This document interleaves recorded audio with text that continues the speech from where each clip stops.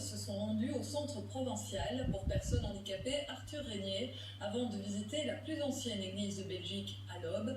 Ils ont également découvert le quai d'Is à Charleroi. Résumé de cette visite sur des images de Geoffrey Romani. 9h30, les résidents du centre Arthur Régnier de la province de Hainaut sont prêts pour accueillir le roi et la reine. Cela fait des semaines que l'événement est attendu dans cette école hébergement pour personnes handicapées. On a préparé cette visite depuis 2 mois, depuis fin juin, nous préparons cette visite avec les services du gouvernement de la province de Hainaut et le palais royal, le service du palais royal qui sont venus évidemment nous aider à préparer cette visite. Ils vont venir visiter la salle de dessin, la salle de dessin ici de l'école, ainsi que la classe d'un atelier qui s'appelle TELUS. Ensuite, ils se dirigeront vers le paramédical. Et ils termineront la visite par une nouvelle aile que nous avons construite, que la province de Hainaut a construite l'année passée. Les enfants bénéficiaires du centre ont pu montrer au roi leur savoir-faire avec leurs dessins et poteries et échanger avec lui. Changement de décor et d'ambiance devant la collégiale Saint-Ursmer de l'Aube. De nombreux lobins et lobaines s'y sont retrouvés afin d'accueillir le couple royal.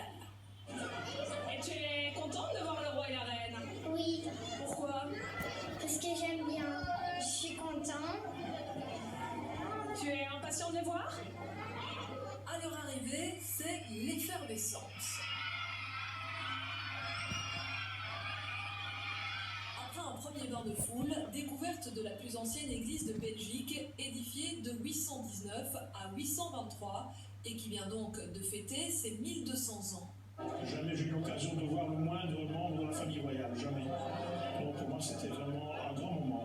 Pour le roi, c'était une visite un peu éclair, très rapide. Donc il n'a pas pu évidemment s'intéresser à toute l'histoire et de la ville de l'Aube et de la collégiale.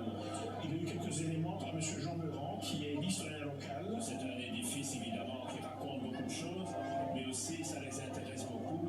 Le patrimoine et avant le week-end de patrimoine, c'est quand même intéressant qu'il y ait une explication sur la signification dans le passé, mais aussi aujourd'hui. Les souverains se sont à nouveau livrés au traditionnel bain de foule à leur sortie et ont reçu de nombreux cadeaux.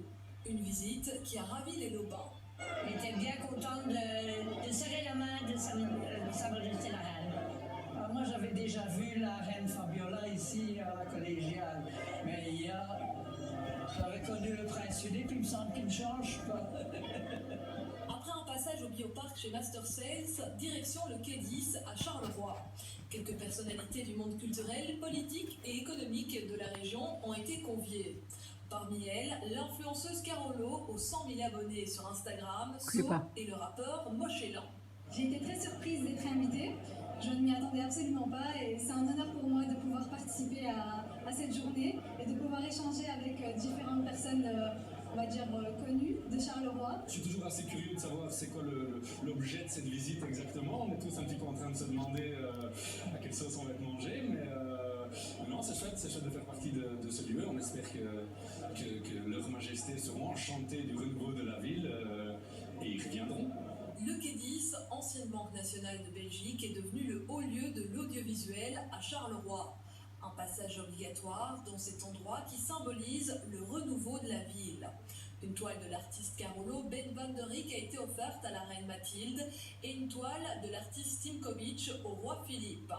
Une visite partagée entre le passé avec la collégiale Saint-Ursmer, le présent avec le centre Arthur Régnier et le futur avec le quai d'Is. L'affaire de l'ISPPC est loin